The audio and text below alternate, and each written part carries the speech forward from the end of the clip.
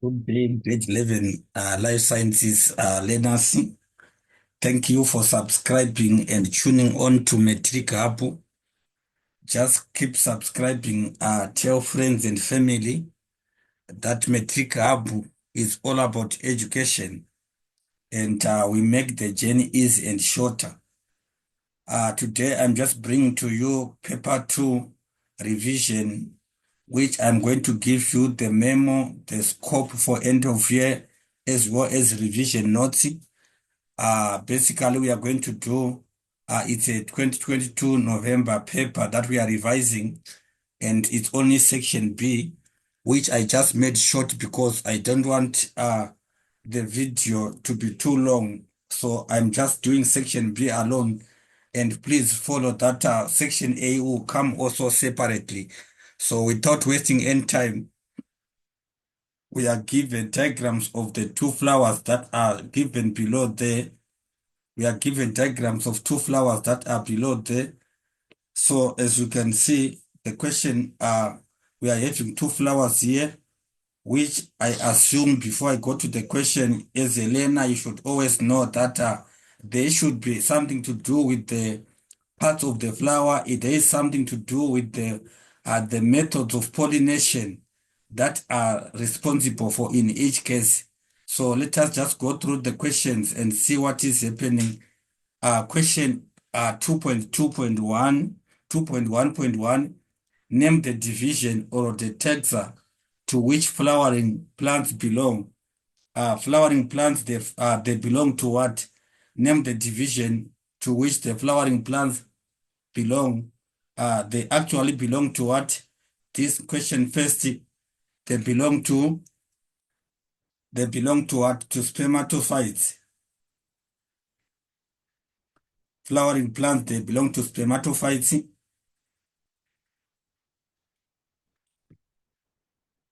Spermato, spermatophytes, which also can be called angiosperms.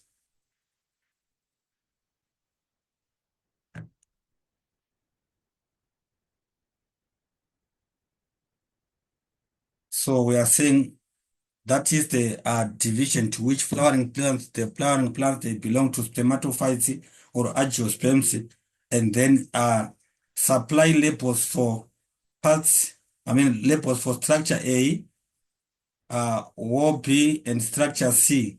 So structure A, as you can see, can agree that this is the anther, is the anther of the flower structure A there, and then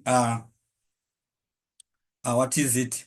The wall B, the wall B, which is this one.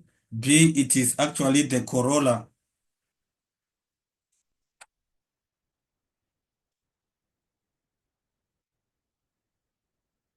is the corolla, and also structure C. Structure C, it is given that you see it is the stigma. Structure C is the stigma, which we can agree together as a class that it is a stigma here.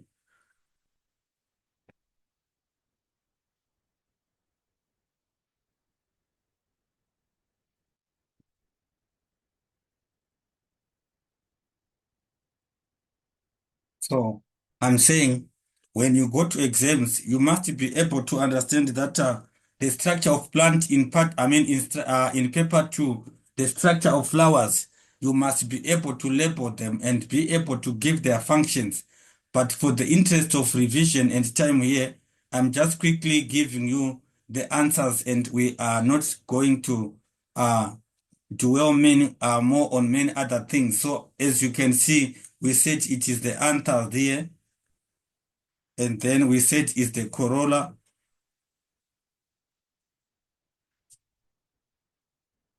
and then C is the stigma, which we actually labeled on the structures on the diagram there. Yes, we actually labeled them on the diagram, as you can see there. And then the question is saying, give the letters of the parts of flower, the parts of flower 2 that will drop off soon after fertilization has occurred. uh, the letters of the parts of flower 2 that will drop off soon after fertilization. Soon after fertilization, which parts of the flower will drop off? So in flower 2, we are saying in flower 2, the parts that can drop off in flower 2, it is, I want you to see that we can say, you know that it is B can drop off. We can say we have got B. We can also talk about the structure C. You know the stigma also drop off. We also have it can also be F, which you can see again. F can drop off after fertilization, and then we also have G. G can also drop off. So parts that can drop off after fertilization, it is those given there, the what?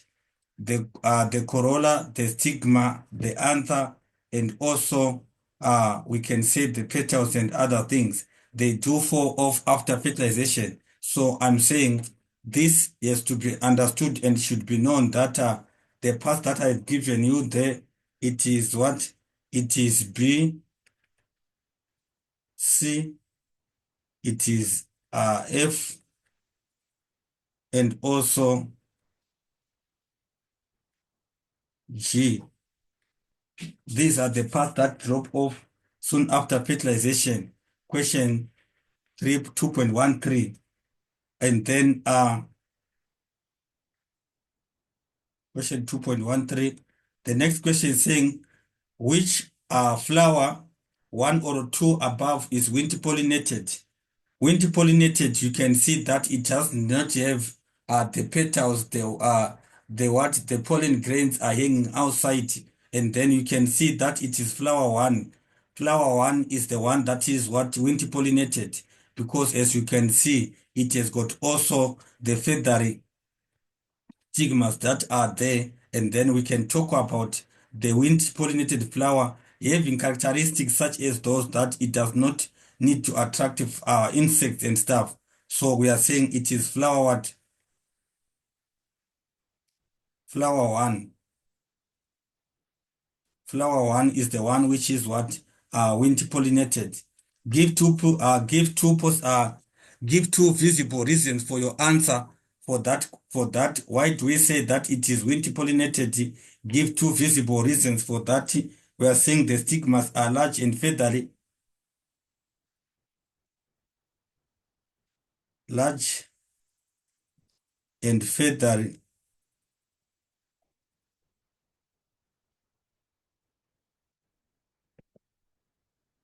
Feathery stigma. It shows that it is wind pollinated. We also have the stamens are long.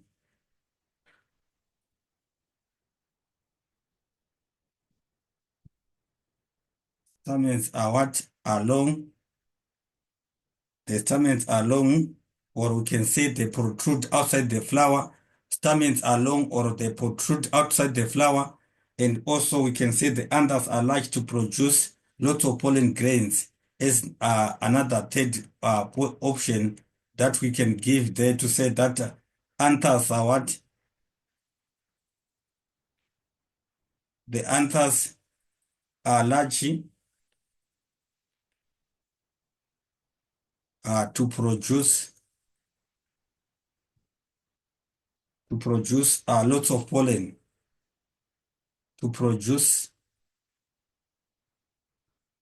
lots of pollen.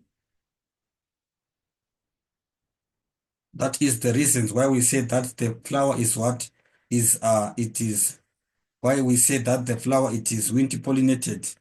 And then next question 2.16, name two unique features of flowering plants that have allowed them to become dominant plant species on earth. What two unique features have allowed two features of flowering plants that have allowed them to become dominant, the dominant species on earth? uh we are saying two features. The thing is, we should just be able to name any two features which we can say that these can include, such as we can say the plants they do have fruits, and also we can say also that they do have flowers. They are the ones which allow them to become dominant plant species on earth. The issue of them having fruits and also flowers, they made them to become the dominant plant species on earth. Uh, the next question, it is the diagram. Start the diagram and read the passage below. South Africa perspective tuberculosis. So tuberculosis is caused by bacterium myobacteria tuberculosis and is a serious public health issue in South Africa. About 450,000 people develop the disease every year, and 270,000 of those are also living with HIV. The TB South Africa's leading cause of death. About 89,000 people die from it every year. That is 10 people every hour. Yes, you see that why it is so hectic. And then HIV infection is a key factor in epidemic. HIV sufferers have a high risk of contracting TB and a greater chance of dying as they have a weaker immune system. A vaccine called BCG is used to prevent TB. It is more effective in children and its efficacy in adults is inconsistent. So, question first is saying our first question is saying name first question name the genus to which the bacterium causing TB belong. It belongs to where the tuberculosis is caused by the bacteria. Uh, it belongs to what? Myobacterium. It belongs to myobacterium, which is the answer on question what? The answer on first question is what is myobacterium.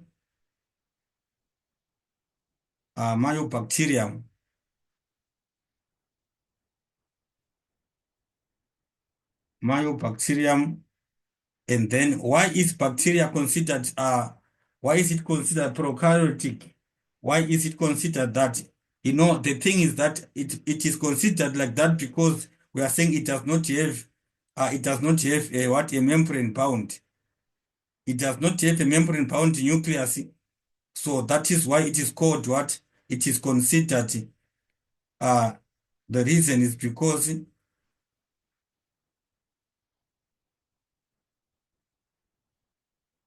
it does not have because it does not have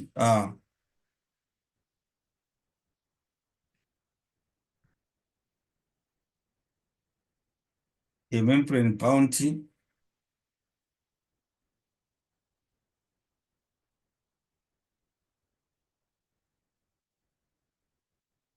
Say it does not have a membrane bound, or we say it does not have the nucleus. So that is why it is like that. Label structures A, B, C. Label structures A, B, C on the diagram above. Label structures A, B, C. A, we are saying you can see it's the slime capsule. A is the slime capsule.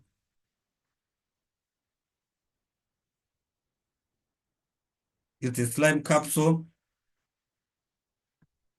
And then B, I'm sure if you can see there, B, it is what? B, it is the flagella. And then C, it is what? The nucleoid, which we can also call the DNA.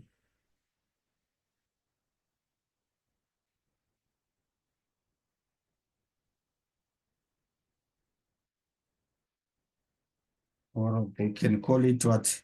Or it is also called DNA.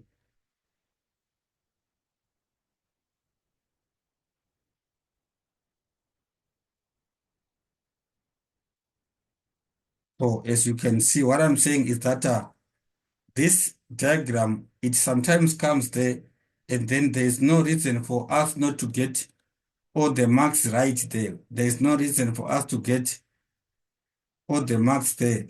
Dioxyribonucleic acid, you are going to look at it as we are going to start first term next year. We are going to talk about that, the effect and the function, the location of DNA, deoxyribonucleic acid, which actually controls the structure and functioning of every living organism. It is quite an interesting chapter also on its own. So let's keep connected as we start as we start term one next year in grade 12. We are going to look at life at a molecular level where we talk about that, and then you shall see the interesting thing in terms of the pairing of nitrogen bases and also the building blocks in its natural sense. You will see into it that it is quite an interesting chapter. So I'm saying A is the slime capsule, and then we said B is the flagella,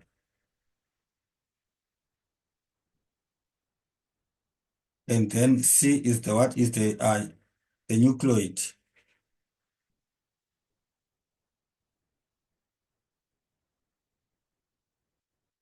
or the DNA. So let's just go on. Explain how the BCG would give immunity. Explain how BCG can give immunity. Uh, in terms of the immune system, immunity, we are talking about the ability of the body to resist infection and illnesses or any form of of disease-causing organisms. When the body can defend itself from that, we talk about that as immune. So what we are saying is that a person is given, in this case, a person is given a person is given a weak strain of the bacteria. A person is given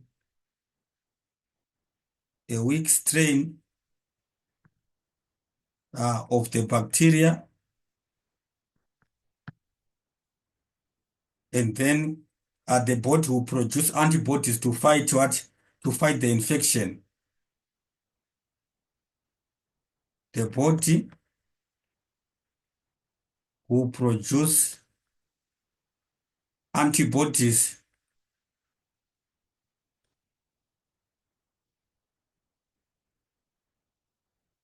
antibodies to fight the infection,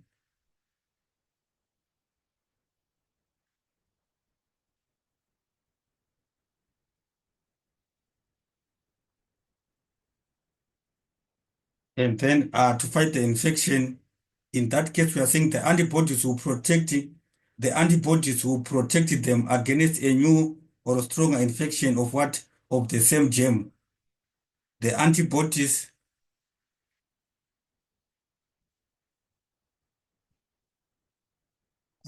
they will protect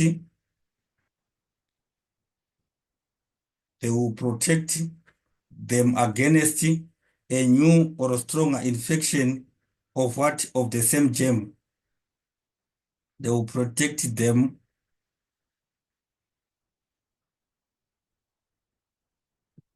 against a new or stronger infection, against a new or stronger infection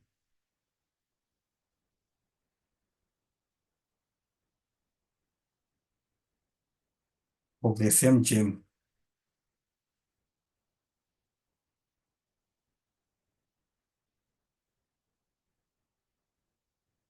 That is what you should understand here. What we are saying is that a person is given a weak strain of the bacteria. Therefore, the weak strain of the bacteria will produce antibodies. I'm sure, remember that the antibodies, these are we can talk about the white blood cells, we can talk about them as the soldiers of the body that fight against bacteria or fight against any disease-causing organisms that might want to invade the body. So they will fight the infection, and then the antibodies will protect them against a new, and they will protect them against a new or stronger infection of the same germ.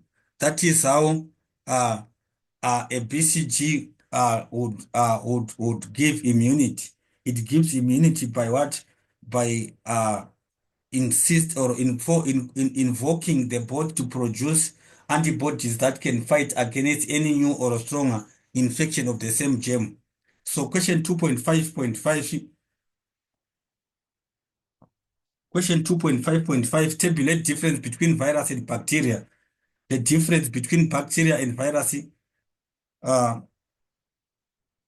tabulate. So one thing that you should understand is the question is saying tabulate. Hence, you should be able to know that you should draw a table. You are asked to draw a table which you are going to say that you say virus, and then you can also uh, put to say that you can as well say bacteria.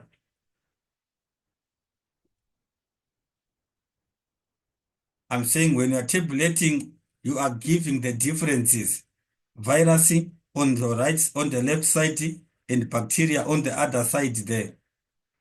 Virus, bacteria, and then what we are supposed to do is to give the various differences between the contrasting comparative factors between the two. So what is happening is that a virus is non-living. A virus, a virus is non-living. One is uh,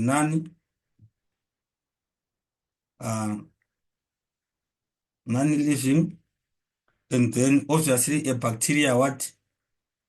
A bacteria is living. Is one difference that we are giving there. And then two, another difference which can be there is what we can say a virus is acellular.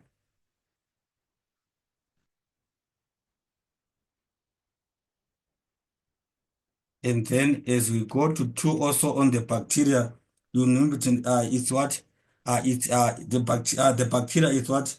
Prokaryotic.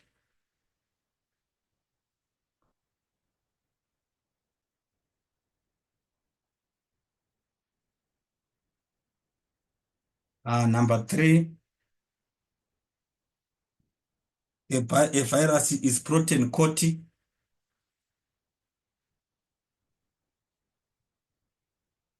is protein coat,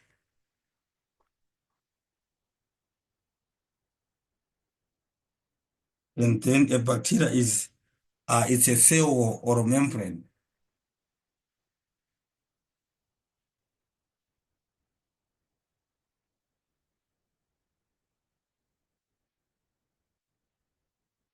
You understand? So that is the difference, which is question 2.2.5.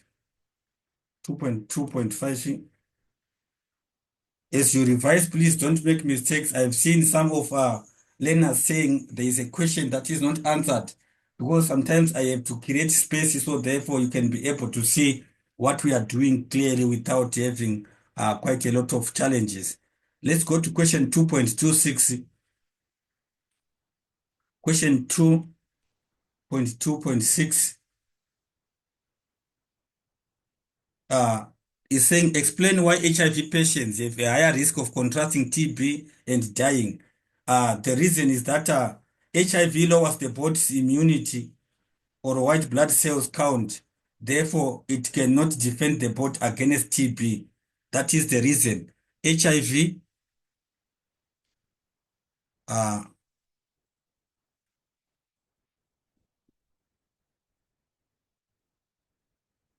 HIV, it lowers the body's immunity.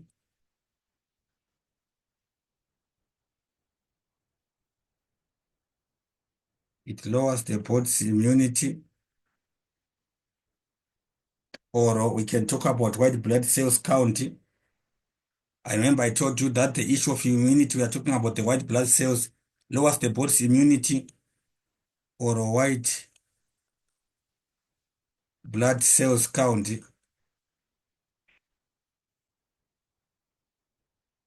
which we are saying it therefore cannot defend the body against TB.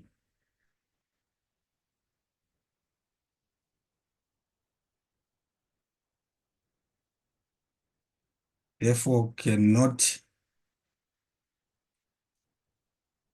defend the body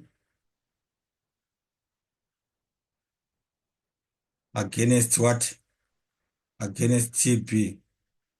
So what happens is, what you need to understand is the lowering of the immune system of the body, or white blood cells count, which is lowered. When it is lowered, it means it is weakened. Yes, the body cannot fight, cannot defend. Uh, I mean, the immune system, if it is weakened, it can't fight against TB. That is why you see people are at high risk of contrasting or of getting what? The TB if they are HIV, if they have HIV.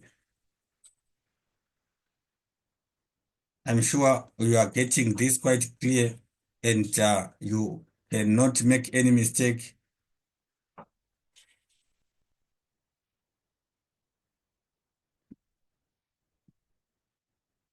All right, let's go to the next question. 2.3. Amahle conducted an investigation to determine how different treatments affect the amount of fungi that grow on bread. So she took 5 slices of bread and treated each in a different way as follows. Slice 1 was left dry. Slide 2 added to 20 milliliters tap water, and then 3 it added 20 milliliters of lemon juice. Slide 4 added 20 of sugar water, and then slide 5 20 milliliters of bleach, which is jig, and then we are given that spray bottle was used to apply the treatment to make sure that it is evenly sprayed on the bread. Each slice was placed in a Ziploc bag and kept in a cupboard for 1 week. After 1 week, the bread was removed from the Ziploc bags, and she observed the growth of the fungi. She calculated the percentage area of the bread covered by fungi. The results are shown in the graph below. We have got percentage area covered by what? By the fungi there. And then we are also having the treatment of bread on the what? On the horizontal axis. So what is happening is dry bread, percentage area covered is what? Is 0.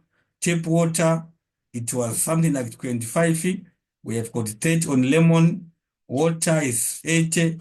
And then bleach is 10%. The percentages are given there. So the first question is saying, why did Amahle put the bags in the cupboard? Why did she put the bags in the cupboard? Uh, Actually, she was trying to make sure that fungi would grow best in dark and warm places to ensure that the fungi can grow. So she was ensuring that the fungi, to ensure that, actually to provide conditions for fungi to grow. So the fungi grow best in dark and warm places.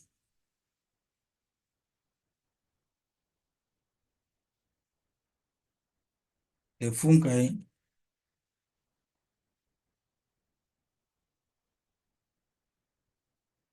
grow best in dark and warm places.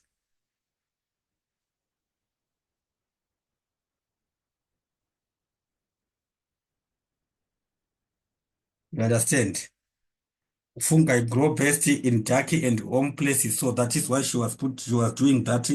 And then name the independent variable from the experiment. The independent variable, if you can look here, investigation to determine, she conducted an investigation to determine how different treatments affect the amount of fungi. So what we are saying is that uh, amount of fungi is affected by different treatments. So treatments are an independent variable. We are saying treatment of on bread is it's an independent variable. So amount of fungi is depending on the treatment on bread.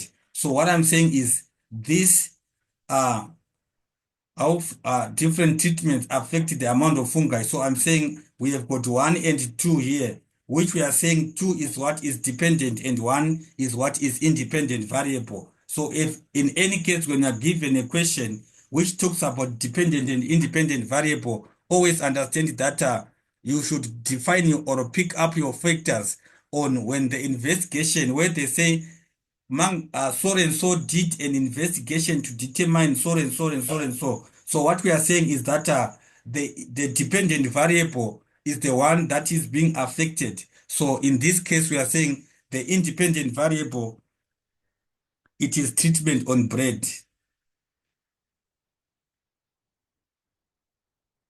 Treatment on bread is the independent, is the independent variable. Explain why the dry bread was concluded.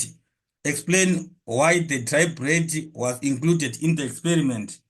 Experiment, Musa, to say that the one, in any case where we have got a setup which is unmanipulated, it is used as a what? It is used to be used as a control. To be used as a control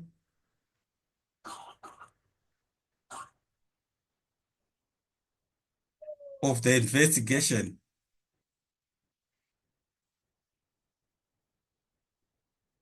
To be used as a control of the investigation. Please understand that when we are saying control, we want to see that the unmanipulated one must always be used as a standard of reference to compare. We are going to, or it's going to be used for comparative, for comparison basis, or to for benchmarking. You understand? So that is why it is used as a what? It is left and what? It is included there. And then next question, state one way Amathi can improve the reliability of the investigation. You see the question of improving reliability of the investigation, you always need to understand that it's quite a common question, which we always find that many cases uh, the examiners they always like to ask it. So what I'm saying is that in this case, investigation or reliability of results is improved by what? Repetition of the investigation. I can say repetition of the investigation.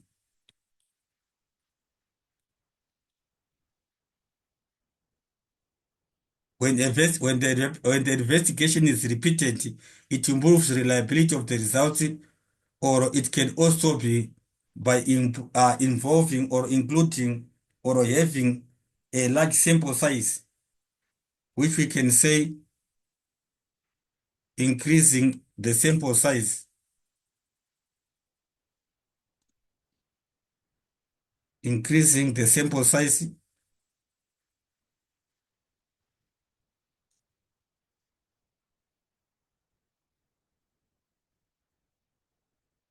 increasing the sample size can also help to improve the reliability of the results, and also having the same conditions of the investigation.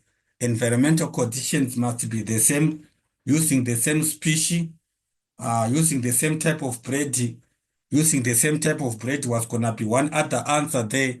Also, having one person who should do the recording of the results can also help to improve the reliability of the results, and also giving equal time of exposure of the bread to what to their conditions.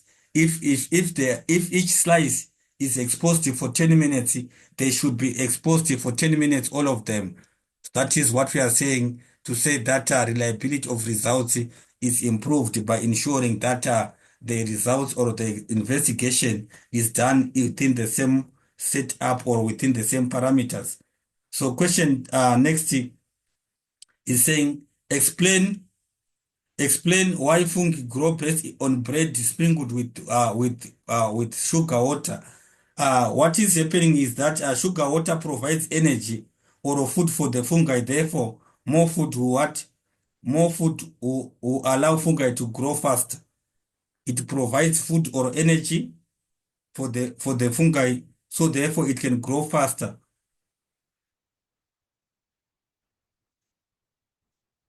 It provides.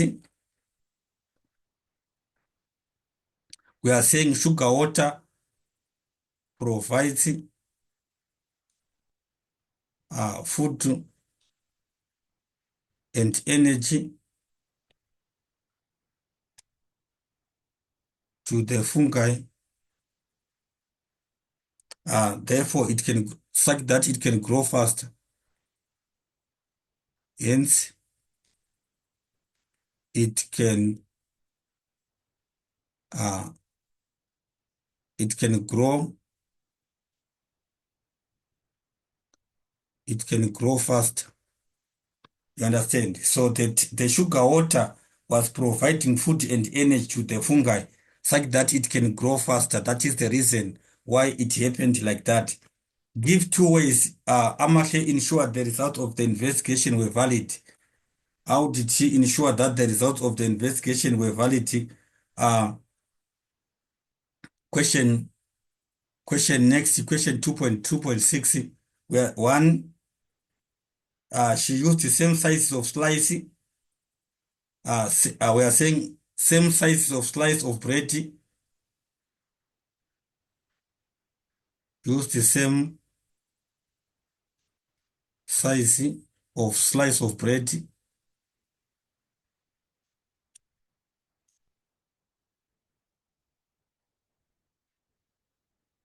Two, that is one there.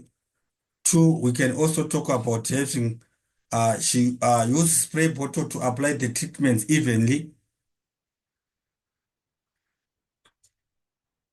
Spray bottle was used to apply treatments evenly, to apply treatments.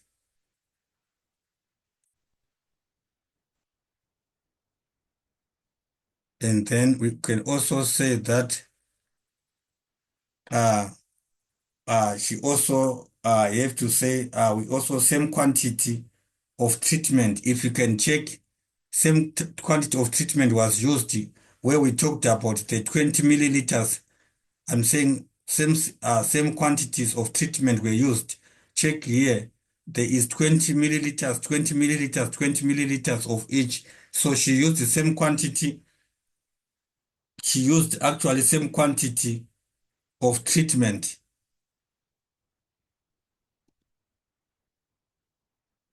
Used the same quantity.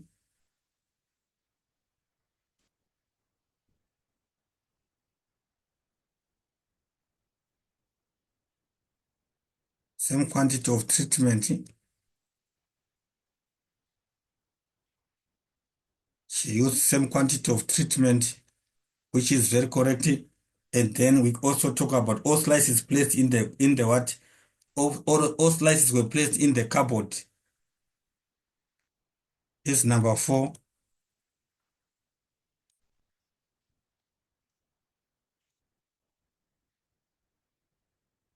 Placed in cupboard. All slices were placed in the cupboard. We can see that. And also we can as well say that she also talked about bread placed in ziplocs. All the bread was placed in ziplocs. All the bread was placed in ziplocs. It is also another way that she used to what? To ensure that the reliability, to ensure that the results of the investigation were valid. We have got diagram below show animals that belong to two different phyla. So we have got organism X and organism Y that developed that belong to different phyla. And then the question is saying, first question is saying, 2.4.1, name the kingdom of this both, name the kingdom of to which both organisms belong.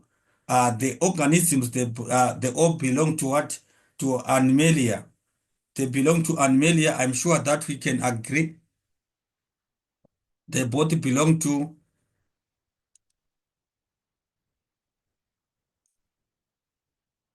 they both belong to Animalia. And then next question is saying, name we are saying it's Animalia, the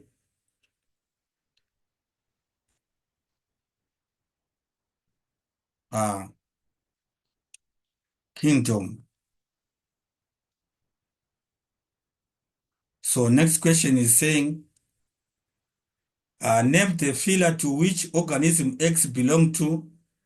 Organism X, name the phyla to which the organism X belong to. Organism X, which is this one, it belongs to what? It belongs to the what? The Cnidaria.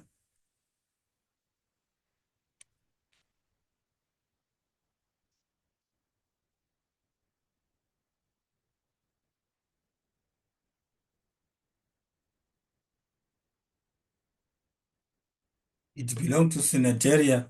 Organism X, it belongs to Cnidaria.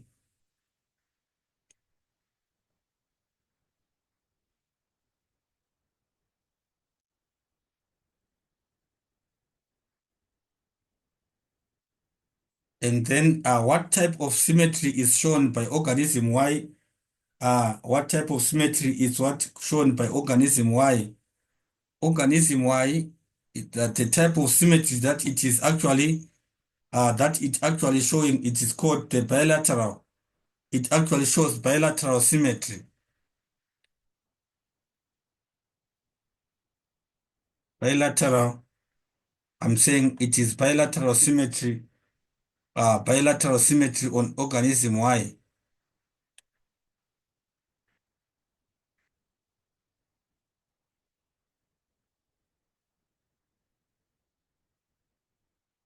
Bilateral symmetry that is shown on organism Y. Uh, Provide labels for tissue layers A and B, tissue layers that is A and B, tissue layers A and B. If you can see A is what is is ectoderm. A is given as what? As ectoderm. A is ectoderm, and then B is endoderm.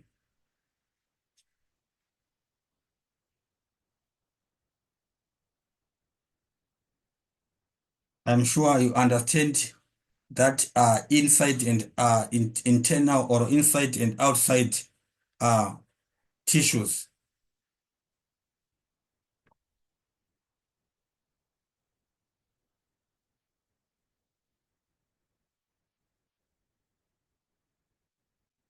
And endoderm. That is what is shown there. And then question next is saying describe the role that organism Y plays in maintaining health cells for plants to grow. Question 2.4, question 2.4, I mean 2.4.5, the role that organism Y plays in maintaining health soil for plant growth. You understand what we need to understand, that it's an earthworm that is being shown. We are saying an earthworm that is shown organism Y. So what you need to understand to say, you need to know how does an earthworm help in terms of maintaining health soil for plant growth. So actually earthworms uh, tunnel through the soil.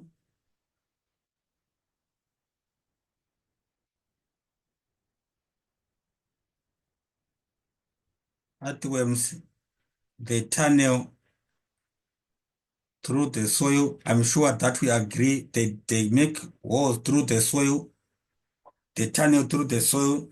Therefore, I'm saying which actually aerate the soil in a promoting soil aeration, promoting soil aeration that promotes soil aeration and allows also water infiltration and water infiltration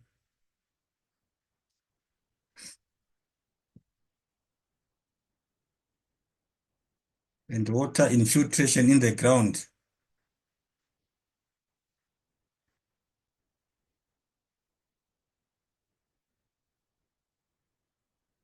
So when earthworms make tunnels, they promote soil aeration, which we are saying it are the holes that they tunnel through the soil. They enable soil air to be improved or to improve again in promoting water infiltration. And then also uh, earthworms also they decompose dead organic material is number two.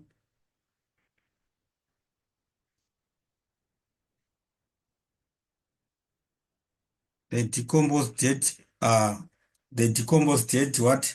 Dead organic material, decompose dead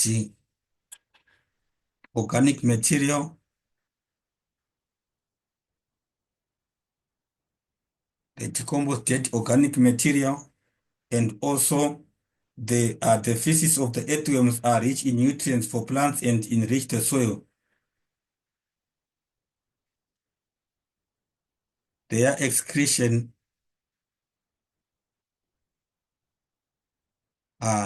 aids to soil fertility. They aid soil fertility and also provides rich nutrients for plants growth.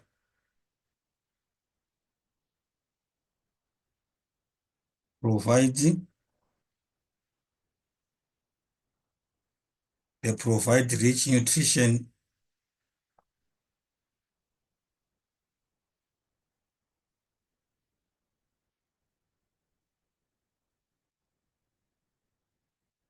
for plants growth.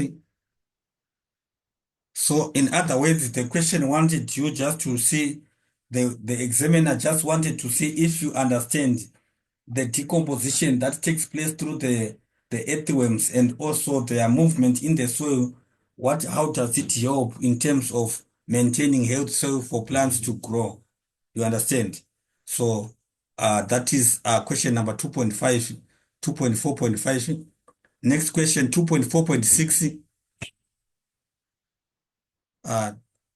2.4.6, uh, write a comparison of how the plants of the two organisms above are suited to their respective mode of movement. How their movement or how their appearance of the organisms are suited to their respective mode of movement. So what I'm saying is that we can start with the Cnidaria.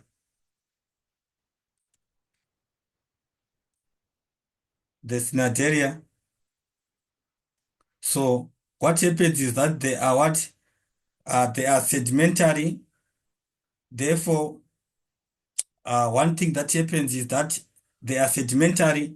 Therefore, radially symmetry allows them to obtain food and what of danger coming from any direction.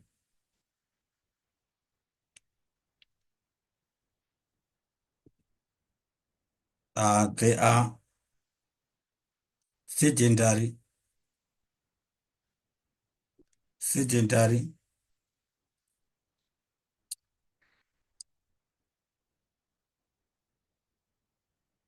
We are saying they are sedentary. Therefore, radially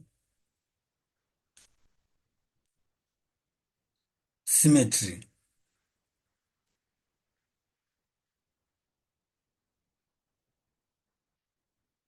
Uh, it allows them to obtain food, allows them to obtain food. It allows them to obtain food and what of danger coming from any direction or move away from danger and uh,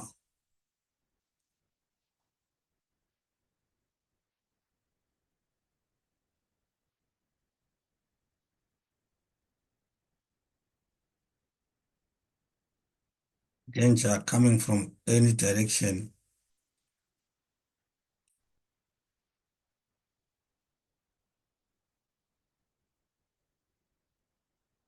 You understand? That comes from any direction.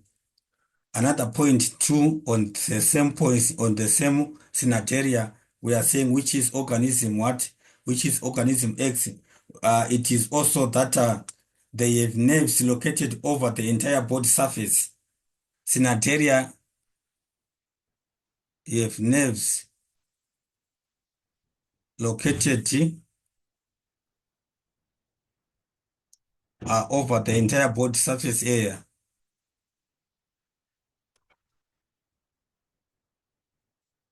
Entire body surface area, over the entire body surface area, which therefore is what we are saying is that the got nerves that are located over the entire body surface area, or there is no what called there is no also cephalization.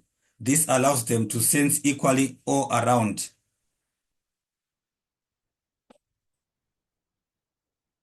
or we can say there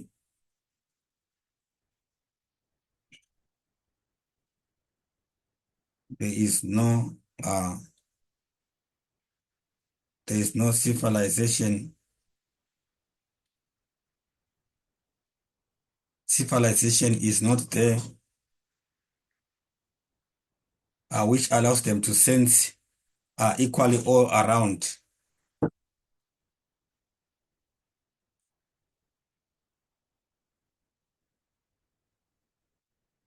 allowing them to sense equally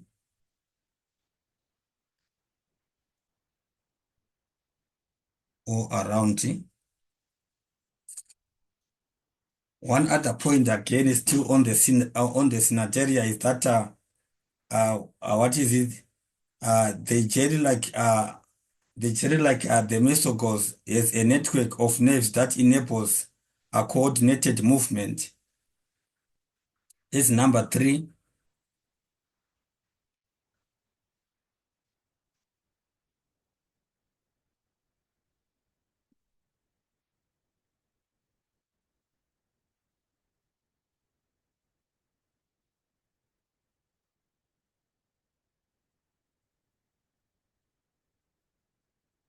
It actually is a network of nerves.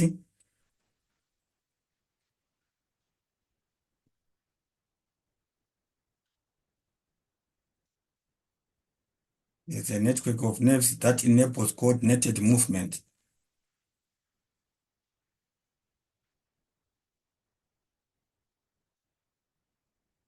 That enables coordinated movement. So that is one thing that you should understand. And then let's talk about the next one. We've been talking about the scenario, ne? So we are saying, and then we can say the B, which we can say the annelids. The annelids, they are very active and move into new environments with new dangers frequently. They are very active. They are very active and move into new environments. Move,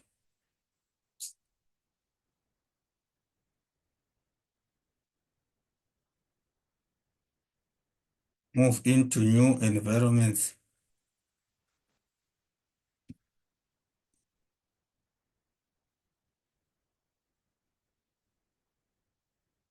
with new danger frequently.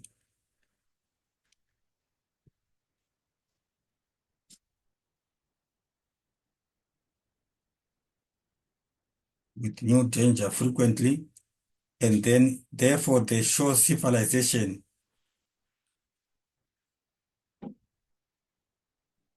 Therefore, therefore they show civilization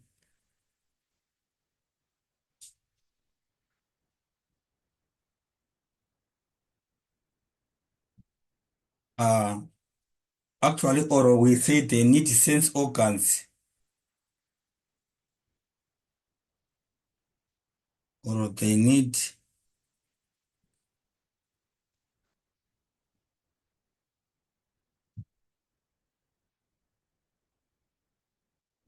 sense organs.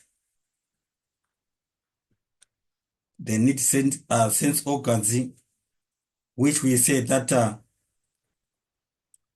sense organs accumulated in the area that enters the new environment first. Sense organs are accumulated in the area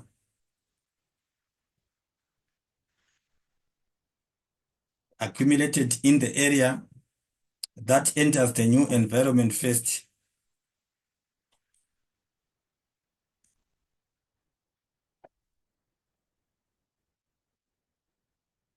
That enters the new environment. That enters the new environment first.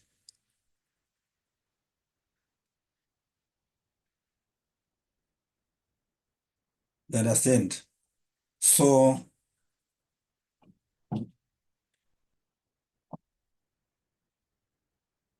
because we are saying they move from place to place, they therefore need muscles. Since they move from place to place, they therefore need muscles. Remember, we are saying they are very active because hence we are saying they move from place to place. They therefore need muscles. Ne? They therefore need uh, they therefore need muscles.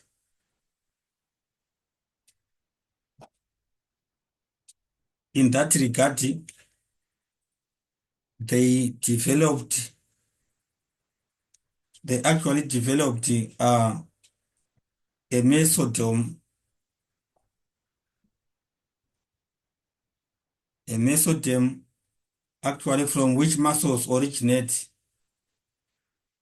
Mesoderm from which muscles originate.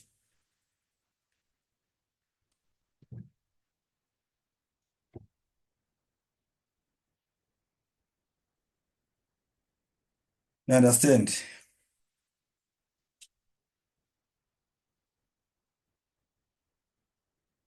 Let me just maybe just give the last one, which I can say it is important again. For muscles to work effectively, the body walls of these organisms need to work independent from gut walls. That is one last point that I can give here. For muscles to work effectively,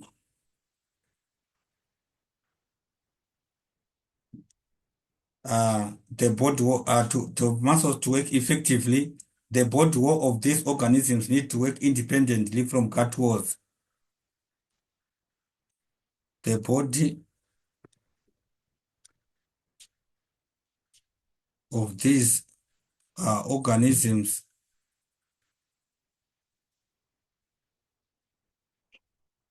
needs to work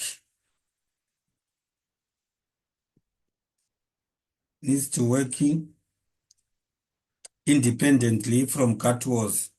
Need to work independently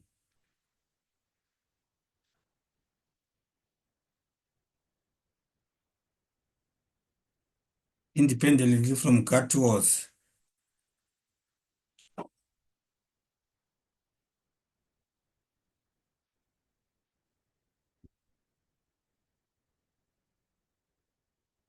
I'm sure this is enough for that. I'm saying the question was saying, that was question, you see, it's quite a lot that I've given you here.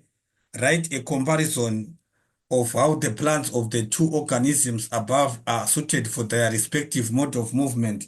So I'm explaining the body structure of each of them in regard to say how each of those body structures can facilitate movement of these organisms. So we are talking about civilization. The other one we talk about no civilization.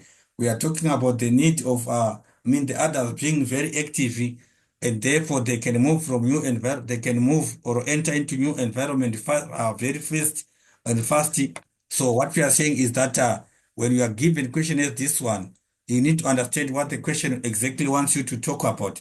Let's quickly just answer question 3. The table below shows the average atmospheric carbon dioxide level over 60 years. Atmospheric carbon dioxide over 60 years. Diagram 1, greenhouse effect 1962.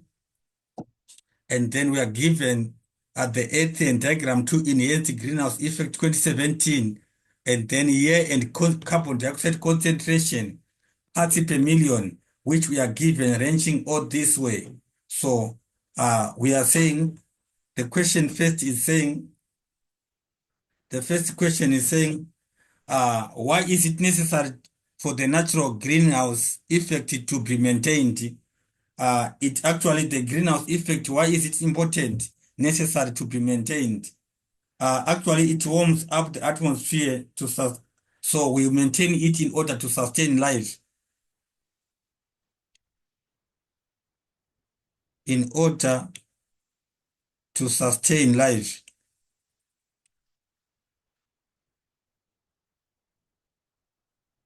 because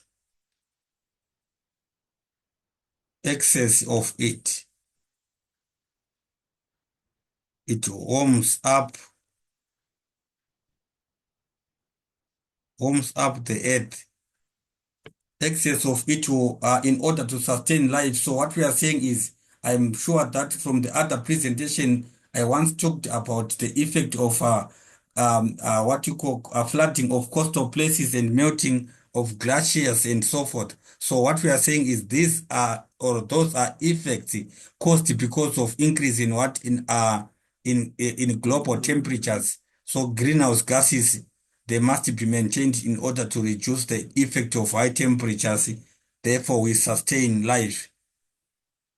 Name two human activities that cause an enhanced greenhouse effect. Two human activities that can cause enhanced greenhouse effect. One, we can talk about burning of fossils, burning of fossils,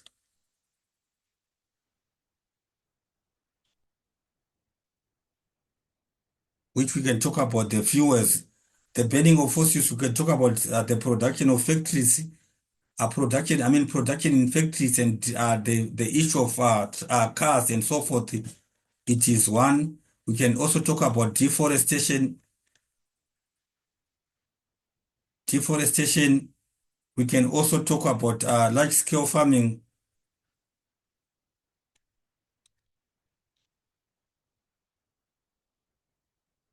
Large-scale, large-scale farming, and even we can also talk about the effect of dumping of waste,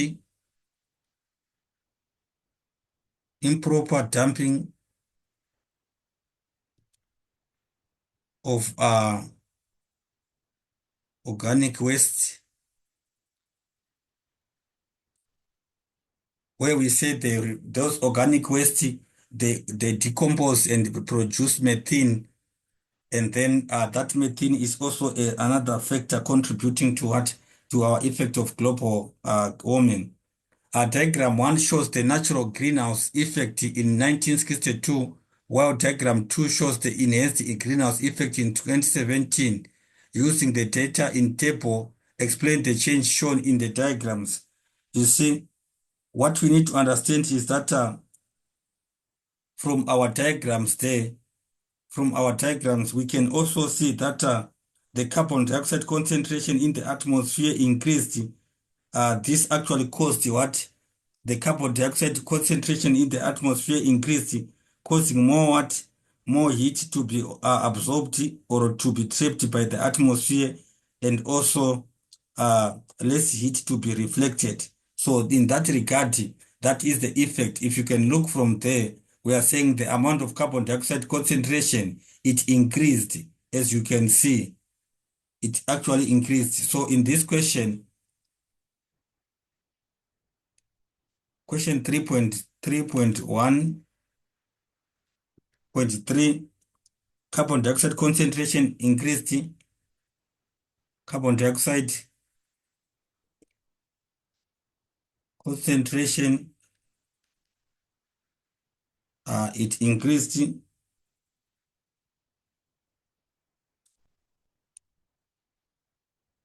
in the atmosphere. Carbon dioxide concentration increased in the atmosphere, and then which causing, we are saying causing more heat to be what? To be absorbed. More heat to be absorbed. More heat to be more heat to be absorbed in the atmosphere,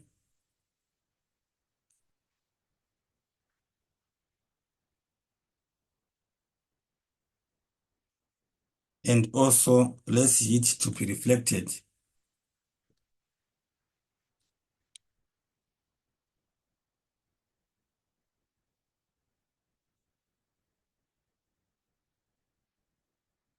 So that is basically what happens in terms of the changes, in terms of changes that are shown, the more carbon dioxide concentration increased, which we are saying that when that carbon dioxide concentration increased, it actually caused more heat to be trapped or more heat uh, to be absorbed into the atmosphere than the one that is reflected.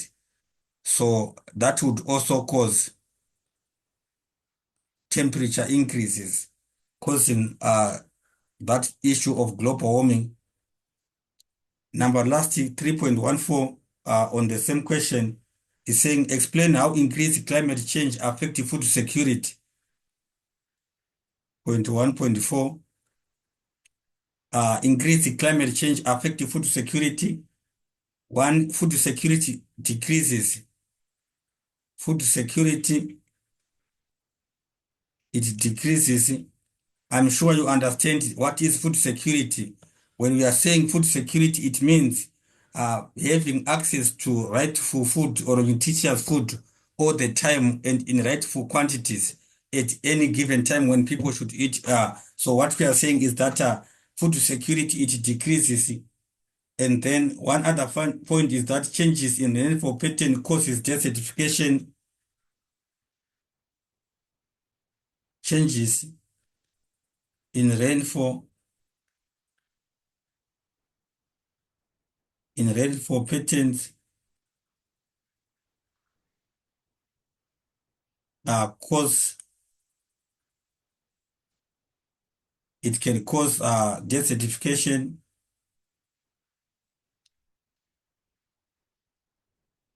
It causes also increased risks of flooding,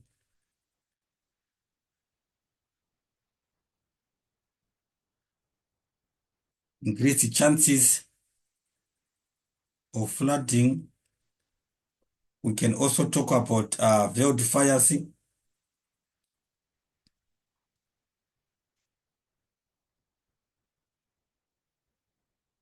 Wildfires are destroying agricultural lands. Agricultural land because of soil erosion.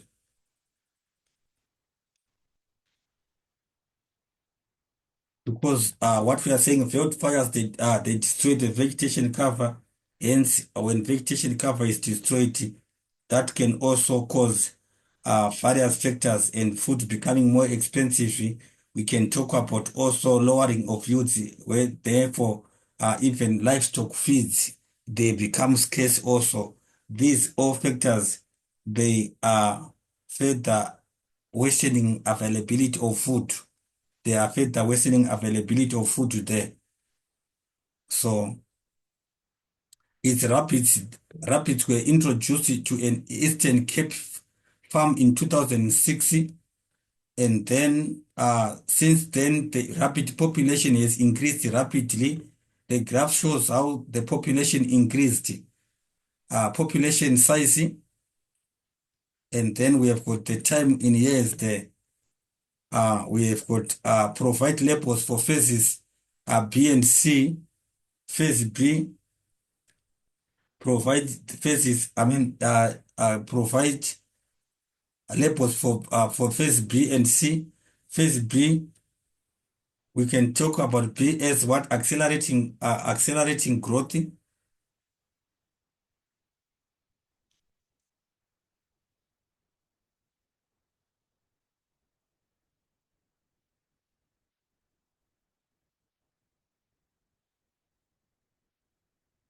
We can say it is called accelerating growth. It can also be called accelerating growth. We can also talk about as geometric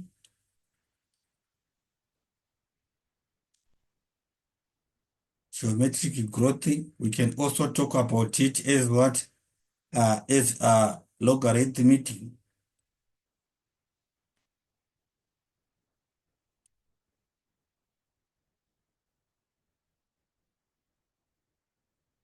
And then C, it is the decelerating. C, you can give it as to say C, it's gonna be given as the decelerating growth.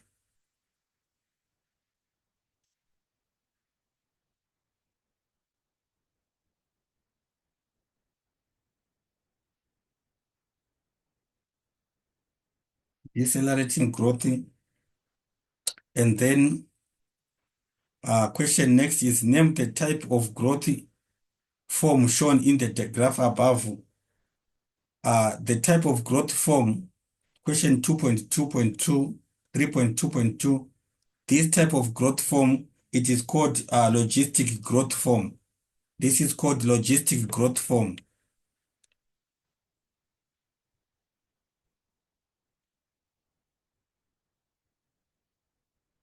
The type of growth that is shown on this one, it's called uh,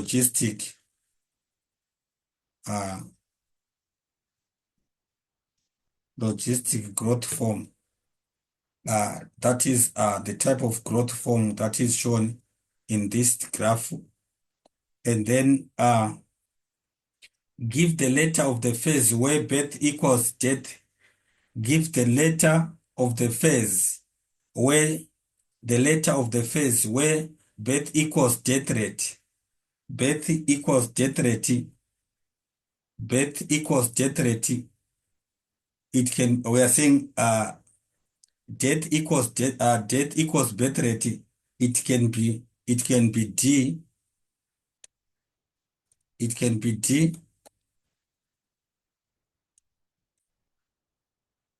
And then natality exceeds mortality by far. Natality, which is birth rate, exceeds mortality, which is death rate. So we are saying where birth rate is more than death rate by far, it is B. As you can see, B, we have got a very vertical, rapid growth of population size. So birth rate exceeds death rate. So it is what? It is B. Last question on that is saying explain why the rapid population size did not increase permanently at point E. Why did it not increase permanently at point E? The reason is that at point E here, point E, Why it did not increase permanently? One, rapid population had reached its carrying capacity. The population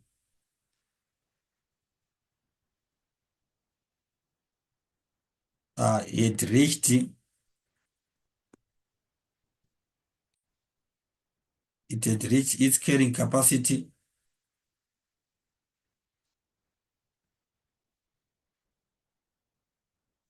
I'm sure I remember that carrying capacity, we are talking about the maximum number of living organisms that can be sustained within a given habitat, that is carrying capacity, without causing damage to it. So the population has reached that maximum. And also, we can talk about environmental resistance occurred. It can be due, therefore, to environmental resistance at E, at point E. We have got also environmental resistance, environmental, we have got factors of environmental resistance. If we are talking about density-dependent factors, the density-dependent factors is to say the total number of organisms that are on the competition taking place, and then prevent population from increasing. Environmental resistance prevents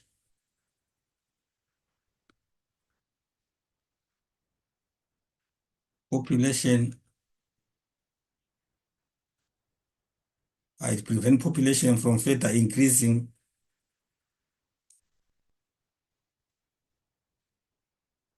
population from further increasing due to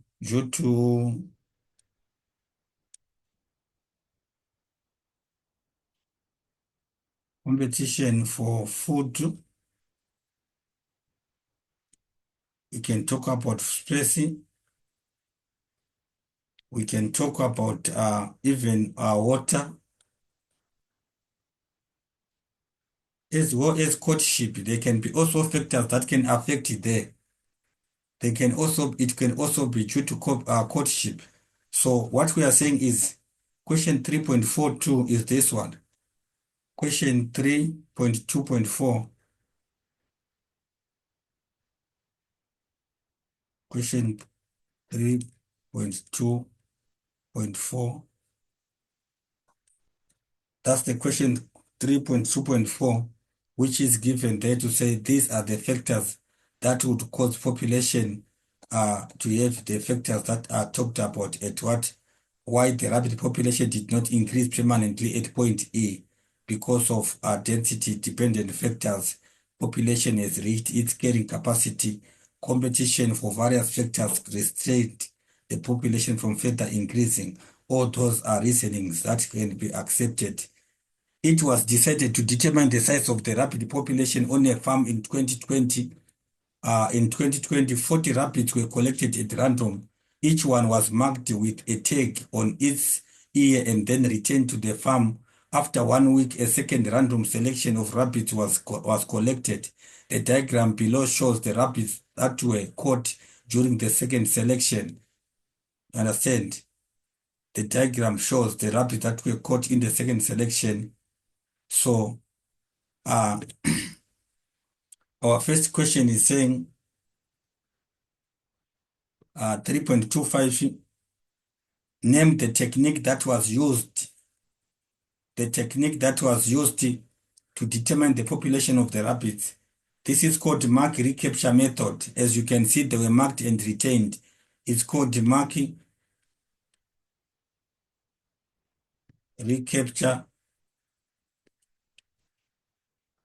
It is called Mark-recapture method. It's called Mark-recapture method. And then using the formula below, determine the number of rabbits on the farm in 2020. Population is called number originally marked multiplied by number in second sample over number marked in second sample. So what is happening there is that the number originally marked is what is given, that 40. We are saying 40 originally marked And then we are also told that they were marked, and then one mark after 2 weeks, second round of selection was collected, and then the diagram below shows the rabbits that were caught during the second selection. So what we are saying is that number in the second sample is equals to what is also given, that we can say that there are 25. Let's just see. 1, 2, 3. 1, 2, 3, 4, 5, 6, 7, 8, 9, 10, 11, 12, 13, 14, 15, 16, 17, 17, 17, 18, 19, 20, 21, 22, 23, 24, 25. So what we are saying is that the formula is equals to number originally marked, we have got 40. So this is equals to 40 multiplied by 25 over number marked in the second sample. Number marked in the second sample, we have got 1, 2, 3, 4. So number marked in the second sample is what? Number marked in the second sample is 4. Over number marked, we are saying over 4 multiplied by number in the second sample. Multiplied by what? By number in the second sample, which is multiplied by 250. Sorry.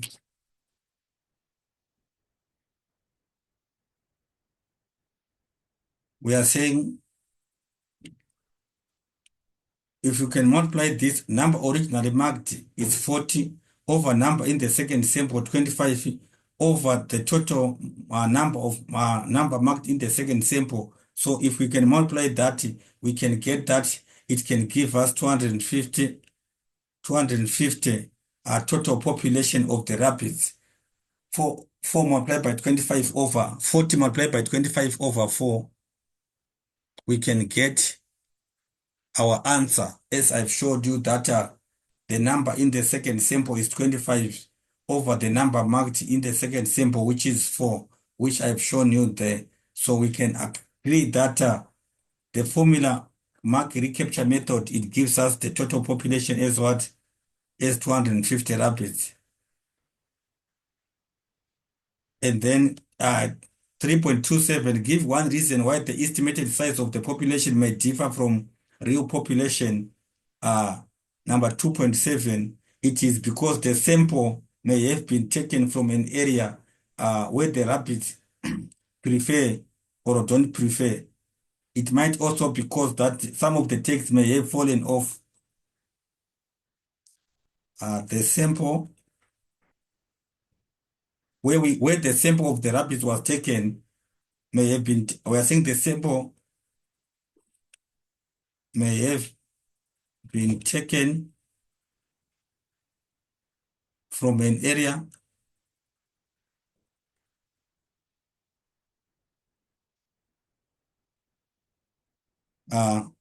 where the rabbits prefer or don't prefer, from an area where the rabbits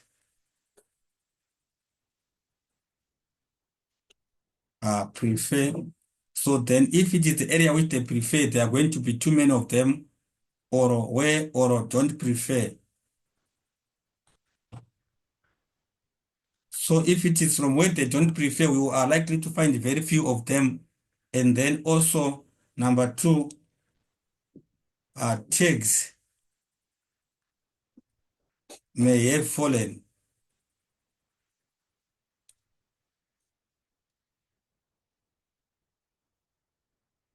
from some of the rabbits.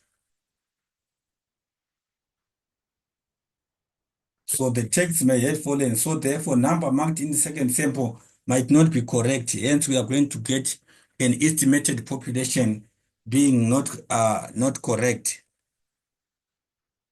The estimated population may not be correct because of such reason that we are stating here. I'm sure that we can agree, and then let's move on. It's population pyramids that shows population percentage of South Africa and Nigeria. South Africa, we have got 59,308,686. And then we have got also percentage of male and female. Nigeria, it has got 206 million people, 139,586, which is given there. So the question is saying, define the term population. Define the term population. When we are talking about, when population is a group of organisms of the same species occupying the same habitat at the same time and are capable of randomly breeding. It's a group of organisms, group of organisms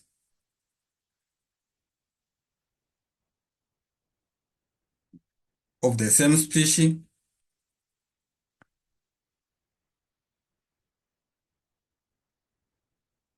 group of organisms of the same species that we say that are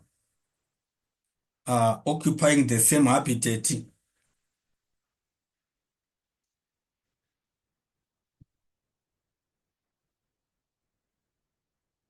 the same habitat, occupying the same habitat at the same time.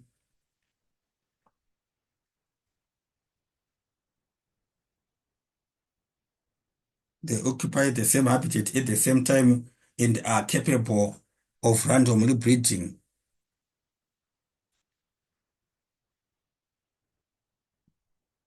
Capable of randomly breeding. That is a population, group of organisms. It's a group of organisms of the same species occupying the same habitat at the same time and capable of what? Of randomly breeding. That is a population. Next question, 332. What percentage of the male population in South Africa is between 15 and 19 years old? South Africa between 15 and 19 years old. South Africa between 15 and 19 years old. Uh, we got what? 15 and 19 years old males, we have got 4%. I'm saying if you can put it here, you can see that it is 4%, 15 and 19 years old. That's the category that is being referred to. So you just go on the graph and see the male, which is between that, which is given by what? By the graph. Is only a matter of reading the graph 4%, and which age group makes up the greatest percentage of population in South Africa. The greatest, which age group makes up the greatest percentage of population in South Africa? Greatest population of population in South Africa. The greatest population, we can just see age group. As you can see, the greatest, it can be even 0 to 4 or 5 to 9 years. If we can put it here, it is overlapping a little bit, so it can be this age group.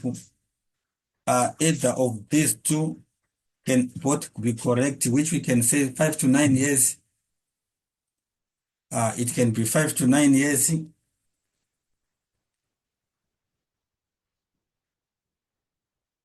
5 to 9 years.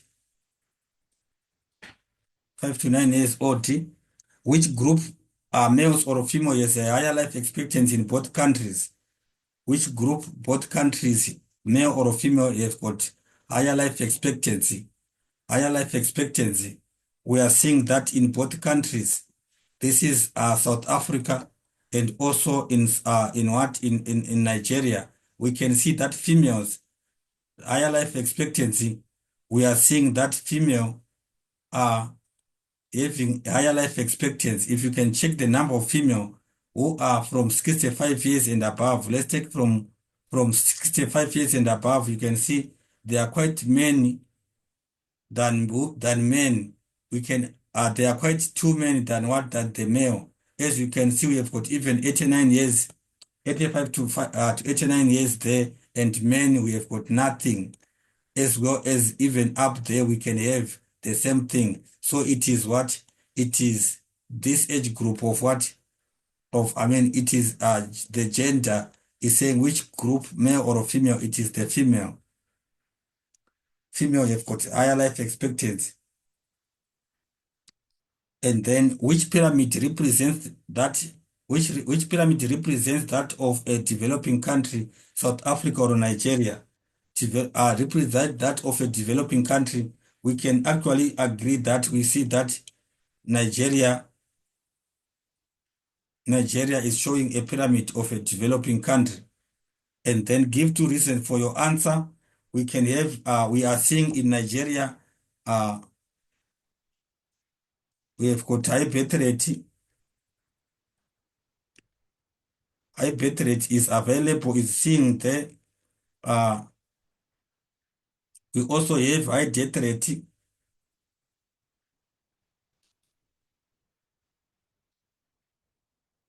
High death rate,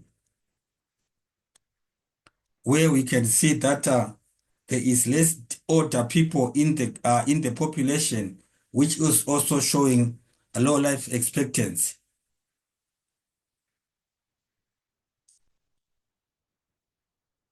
Low life expectancy. Low life expectancy. There are factors that we can see there. And then name one density dependent factor that normally stops population from growing in animals. Factors density dependent factor on question next. Density dependent factor that normally stops population from growing in animals. We can talk about the issue of lack of food. Lack of food. We can talk about diseases. They can stop population from growing. We can talk about lack of space.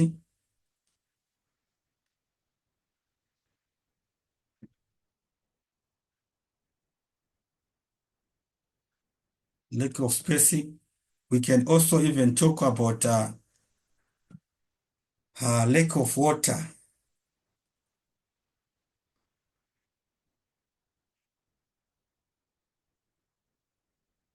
Lack of water can as well affect in that regard. And then explain why factor mentioned has failed to control human population. The factors that we have mentioned there, why or how can they fail? How have they failed to affect the human population? Uh, we are saying, for example, in terms of diseases, I'm sure that you understand that people, in terms of diseases, humans have developed medical technology, so we have got fewer death rate. It is because of medical technology, which causes lower death rate. In terms of lack of food, we have got people. We also have GMOs that are used to increase food production. Lack of food. We have got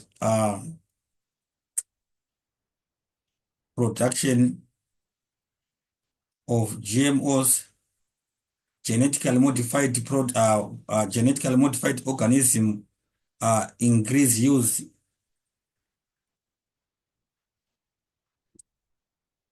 They do increase our yields.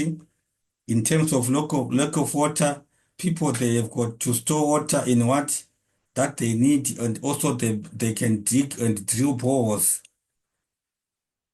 Lack of water.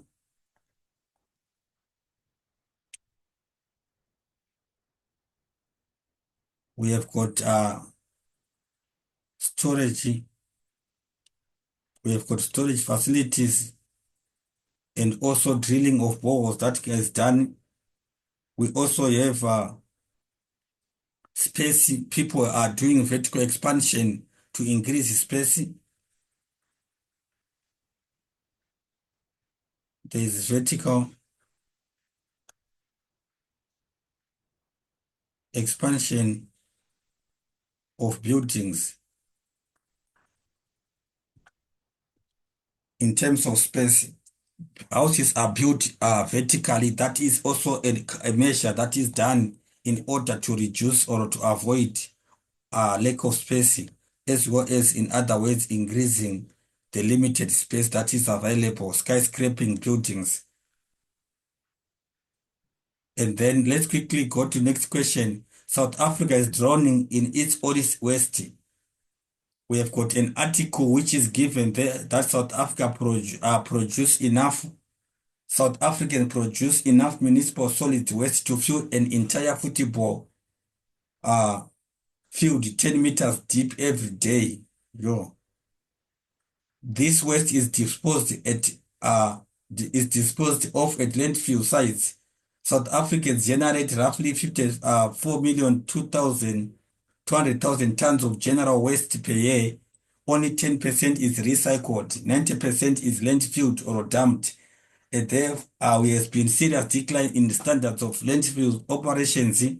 And then there is a profitable solution in South Africa's problem, using waste to generate renewable energy and reducing pressure on Eskom. South Africa is in waste crisis that requires immediate attention and real action. A real concern is that we don't even be able to pay the problem to go away. So that is what the situation is like. So we have to answer the question such as to say, question 3.4, name two examples of hazardous waste found in South African land sites. Hazardous waste that are found in South African land sites, landfill sites. We have got one.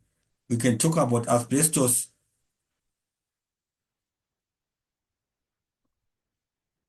Asbestos is one of the. It's one of the. It's one of them. We have got two. We have got waste oils. I'm sure that you know South Africa is one of the countries in Africa also which have got a lot of vehicles and stuff. So waste oils, which comes from the cars or transport industry, and also the manufacturing industries. We can talk about also sewage. I'm sure nowadays we can agree that there is a lot of sewage in South Africa. We can also talk about another point, another problem, which is also mercury.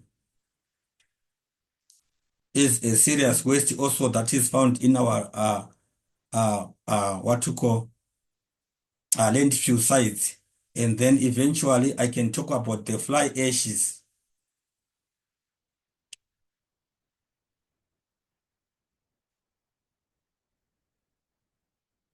So these are examples of waste that are found in our places. And then next question is saying, name the gas released by landfill sites that can be used to generate renewable energy.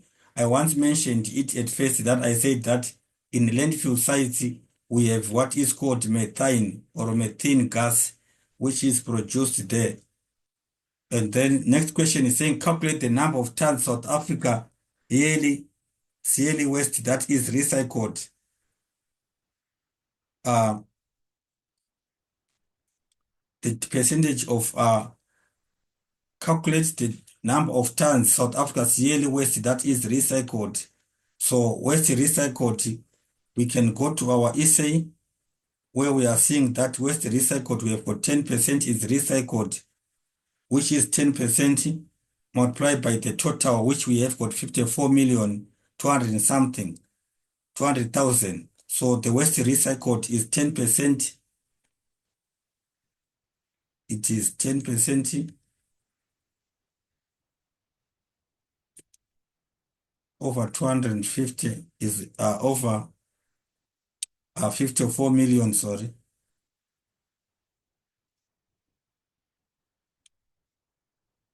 54,200,000. Uh, we are saying 10% multiplied by that. 10%. I'm sorry. 10% multiplied by 54,200,000. So when we multiply that, we get that we have got 5,000. Put it through the calculator, we get 5,000. 5,420,000.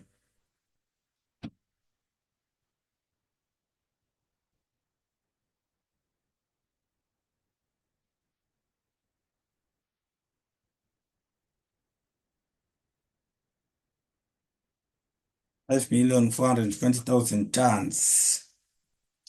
Let's just go to the next question. I'm saying, I think you see what I did there. Calculations, they are just not difficult, that one there. It is given that 10% is recycled of the total tons produced. That is why we get that one. Give two reasons, give two problems that landfill sites cause for communities living around them. They release dusty and unpleasant smell.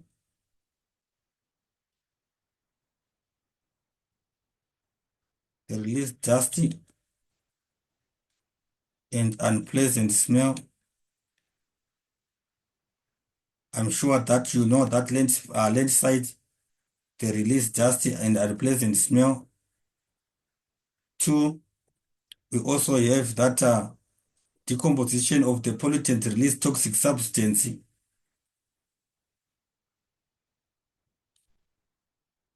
Decomposition,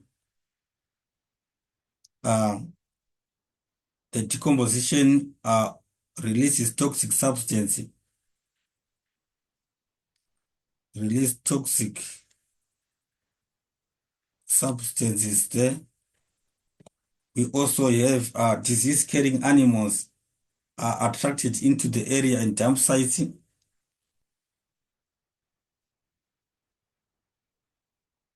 Uh, they accommodate disease causing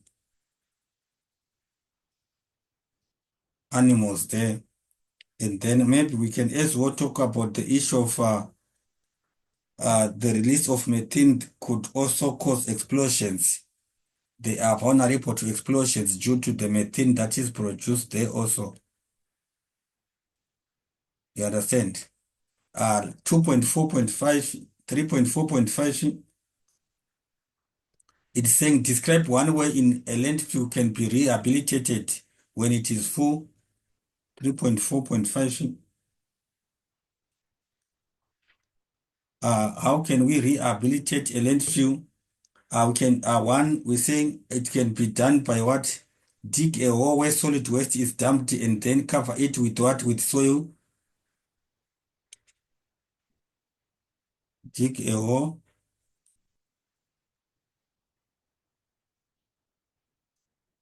for dumping and cover it with soil.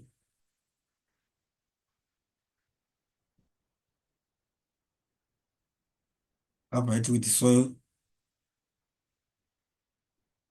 We can also do prevent the toxic leaches from what? From reaching the groundwater.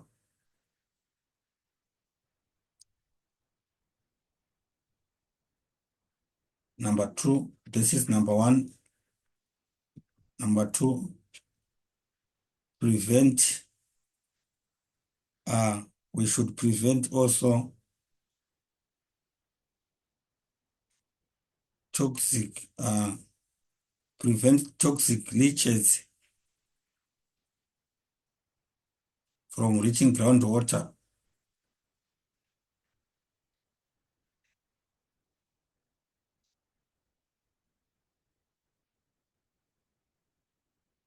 prevent toxic leaches from reaching groundwater.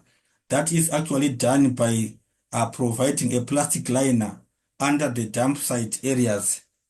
It can actually prevent these leaches from reaching groundwater, and also covering old landfill sites with clay soils and then cover with topsoil.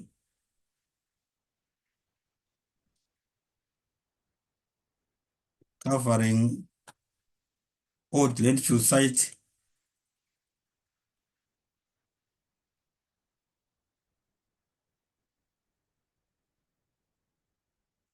uh, landfill sites with clay soils.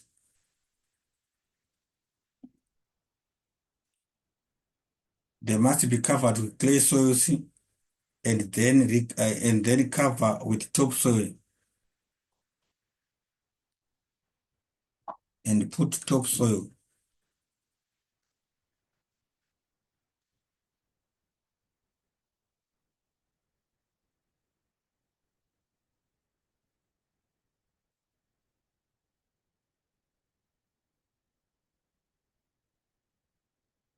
These are some of the ways that can be used there.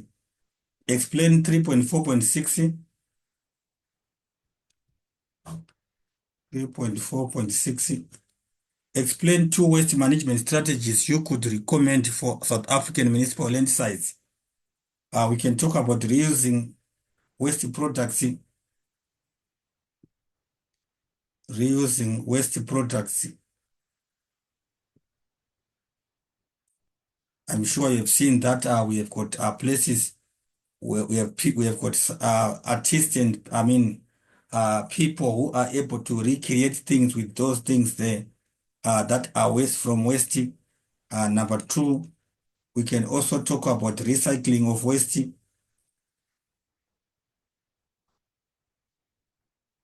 Recycling of waste, which can also create jobs equally, like it actually provides employment and reduce use of raw materials and any other energy pollution that can take place there.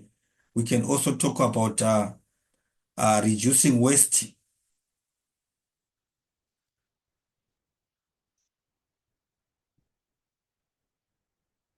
reducing waste, how reducing waste by charging people extra if they generate more waste. People generating more waste, they must be charged extras. And then we can also talk about finding people that do not separate the waste into different bins. Finding people,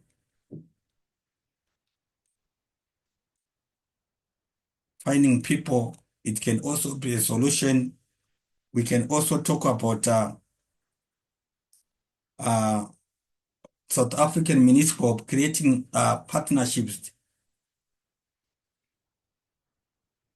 creating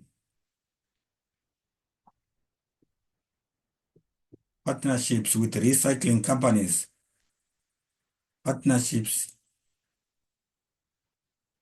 with recycling companies,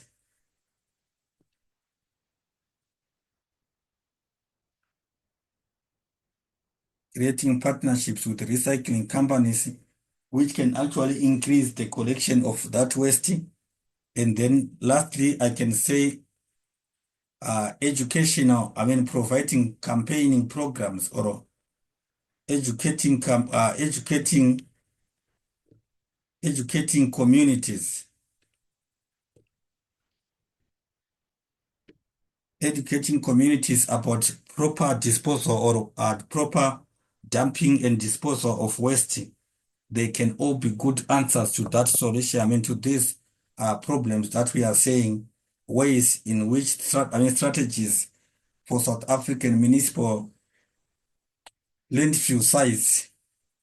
So all these are quite good answers, and thank you so much for keep on following. And I hope that we are going to get the best out of this revision work that we are doing. Don't forget to subscribe and also share to any other what to call friends and families for them also to keep connected, such that we all get the best. Thank you so much and have a beautiful stay. Let's meet again in the next videos, where we are going to have other different revision questions. And don't forget, part A of this question paper is going to come separately, and look forward for it. Have a beautiful day. Thank you.